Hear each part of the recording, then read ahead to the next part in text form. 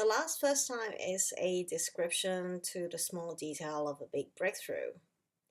Aaron is seduced by an altogether superficial billboard advertisement, and he's therefore drawn into a fantasy world where he's faced with the beast. What seems to be a match between a protagonist and an antagonist soon dissipated when Aaron realized that the beast is a progeny of his own passion. The last first time means the final frontier. It is a subdued depiction of a momentum of a jovial misapprehension that leads to reverie.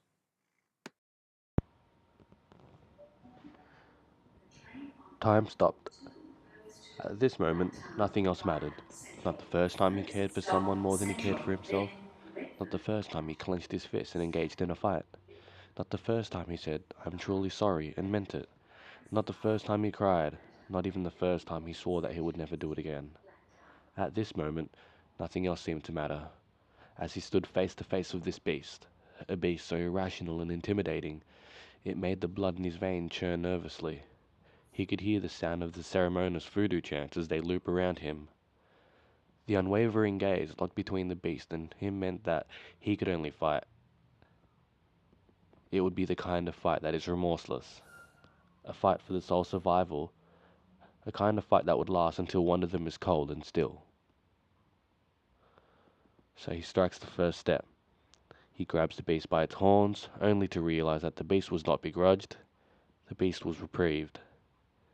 The beast, bewilderingly, raises its head with placid, with its horns still in its grips. He was astonished to find that the beast was not against him. His gaze was longing for him to recognize it. The beast was his passion.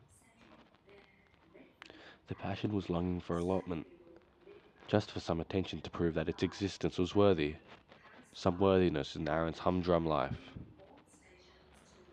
Still with the beast's horns firmly in its grip, Aaron casts its mind back into reality, as he guides himself, gently, for his body to move slightly back into the yellow line on platform number 6.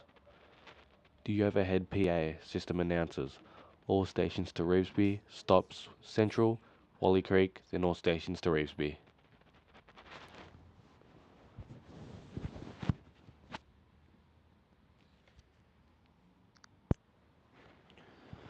The distant sound of a train gliding, then the whooshing of a cloud of cold air coursing through Aaron's face as the train arriving on platform covering the 6 by 2.5 billboard canvas that Aaron has momentarily bewitched. Looking up at the digital indicator box as he alights the train, standing in his corner, jam-packed between people, Aaron savored the last moment of his escapade, mocking his own imagination and watching the now 4 by 1.25 vision through his carriage window. The tantalizing billboard imagery, with red so alluring that provokes him now gradually fleeting adjacent to his destination. His blood was still boiling, but now, it's for the thermo heated from this crowd. His heart was still racing, but now, it's with the crackling rustle of the rails. He can still hold on to the distant sound of the voodoo chants, but it will all be then lost at the moment he exits the carriage at the Central Station.